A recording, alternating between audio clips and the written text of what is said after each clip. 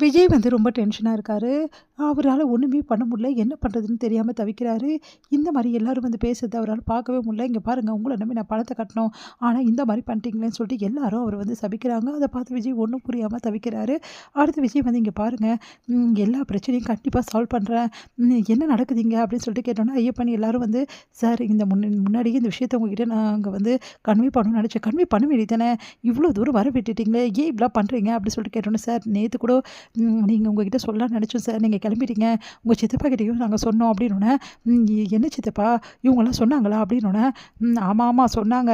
உன்கிட்ட சொல்லலான்னு பார்த்தா, நீ தான் காலையில வந்து கெளம்பி எங்கேயோ வெளிய போயிட்ட. நான் என்ன பண்றது?" அப்டின்ற மாரி சொல்றாரு. அத கேட்டுட்டு, ச்சே கொஞ்சம் கூட பொறுப்பே இல்லாம இருக்கீங்க. இந்த விஷயத்த என்கிட்ட சொல்ல வேண்டியது தானே? இவ்ளோ பெரிய விஷயம்னு உங்களுக்கு தெரியும்ல. இங்க பாருப்பா, நான் சொல்லான்னு தான் நெனச்சேன். உன் பொண்டாட்டியோட விஷயத்துல நீ ரொம்ப வந்து டென்ஷனா இருக்க. அவங்க வீட்டு ஆளுங்கள கவனிக்க உனக்கு சரியா இருக்கு. நான் என்னப்பா பண்ண முடியும்?" அப்டின்ற மாரி சொல்றாரு. ச்சே உங்ககிட்ட போய் கேட்டேன் பாருங்க அப்படின்னு சொல்லிட்டு, "இங்க பாருங்க ஐயப்பன், நானே வந்து எல்லார்கிட்டயும் பேசுறேன் சார். அவங்கலாம் ரொம்ப கோவமா இருக்காங்க சார். நான் பார்த்துக்கிறேன்" அப்படின்னோனே, இங்க பாருங்க எல்லார்கிட்டயும் தயவு செய்து என்ன மன்னிச்சுடுங்க. எல்லார்கிட்டயும் நான் மன்னிப்பு கேட்கிறேன்னு சொல்லிட்டு கையெடுத்து கும்பிடுறாரு. அத பார்த்து எல்லாம் அதிர்ச்சியா அப்படியே நிக்கிறாங்க. "தயவு செய்து எல்லாரும் என்ன மன்னிச்சுடுங்க. இந்த மாரி நடக்கும் நான் எதிர்பார்க்கல. விஜய் கன்ஸ்ட்ரக்ஷன நம்பி அவங்க வந்து யார் யார் பணம் கட்டினீங்களோ, அவங்க எல்லாருக்கும் அவங்க விருப்பப்படி கண்டிப்பா அந்த வீடு கிடைக்கும். இதுக்கு நான் வந்து பொறுப்பு ஏத்துக்கிறேன். சார் நீங்க சொல்றது நடக்குமா சார்?" அப்படின்னு, "கண்டிப்பா நடக்குங்க. உங்களுக்கு வேணா நாங்க சைன் பண்ணி கூட குடுக்குறோங்க" அப்படின்னு சொல்றாங்க. அத கேட்டுட்டு, "சரிங்க சார். நீங்க சொல்றபடி எங்களுக்கு எந்த டேட்ல முடிச்சு குடுக்குறீங்கன்னு" டேட் ஒண்ணு சொல்றாரு. "சரிங்க சார். இந்த டேட்ல எங்களுக்கு முடிச்சு குடுக்கணும். அப்படி இல்லன்னா, என்ன பண்றது சார்?" அப்படின்னோனே, "இல்லன்னா நீங்க கட்டுன பணத்த உங்களுக்கு நான் ரீஃபண்ட் பண்றேன். போதுமா?" அப்படின்றாரு.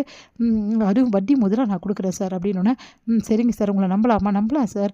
தயவுசெய்து இப்ப கிளம்புங்க. நாங்க கண்டிப்பா கன்செஷன் பண்ணி குடுக்குறேன்" அப்படின்னு சொல்லிட்டு சொல்லிட்டு இருக்காரு. ஐயப்பன் வந்து, "ஏன் சார் இப்படிலாம் சொன்னீங்க?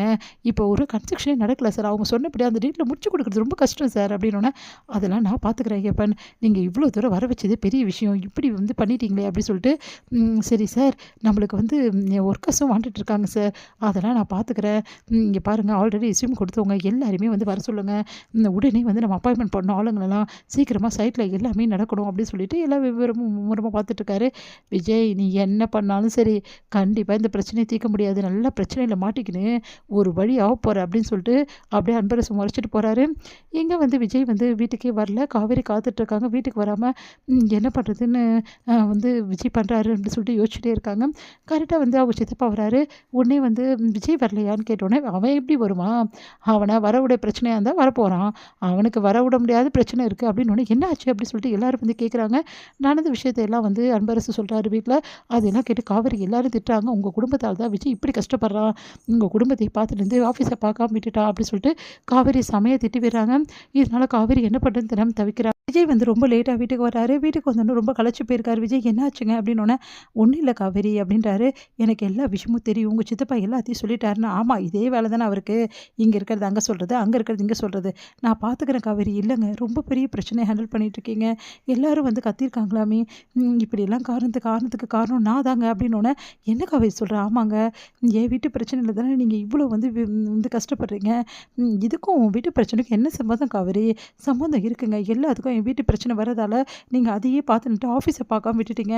இப்போ இவ்ளோ பெரிய பிரச்சனைய நீ ஹேண்டில் பண்ணிட்டு இருக்கீங்க. எல்லாத்துக்கும் வந்து காரணம் நாங்க தாங்க. இங்க பாருங்க நான் ஒரு முடிவு பண்ணியிருக்கேங்க." "என்ன முடிவு?" வேற ஒண்ணும் இல்லங்க. நாளைக்கு காலையிலேயே வந்து என் அம்மாவ, என் வீட்டு ஃபேமிலி எல்லாருமே நான் அனுப்பிச்சிட போறேங்க. இங்க பாருங்க அவங்க அனுப்பிச்சுட்டா கண்டிப்பா இவங்களும் இங்க இருந்து பிரச்சனை பண்ண மாட்டாங்க. நான் அந்த புது ஃபேமிலியும். அதனால வந்து இந்த பிரச்சனை இருக்கவே இருக்காதுங்க எனக்கு தெரிஞ்சு. அதனால முதல்ல எங்க அம்மா வீட்டு ஃபேமிலிய நான் அனுப்ப போறேன். அங்க போய் என்ன பிரச்சனை பண்ணுமோ அவங்க பண்ணிக்கட்டும். அதுக்கப்புறம் நான் போய் அங்க நின்னு பார்த்துக்கிறேன். உன்ன நீங்க அங்க தனியா அனுப்பிச்சுட்டு நான் இங்க உட்காந்துருப்பேன்னு நினைச்சியா? இங்க பாருங்க என் வீட்டு பிரச்சனைய நான் பார்த்துக்கிறேன். அது என்னது உன் வீடு என் வீடுன்னு பிரிச்சு பேசிட்டு இருக்க? இங்க பாரு காவேரி, நீ கவலைப்படாத. எந்த பிரச்சனையா இருந்தாலும் நம்ம 2 பேரும் சேர்ந்து வந்து இது தீர்க்கணும்னு சொல்லியிருந்தேன்ல. அதே மாரி தான் காவேரி.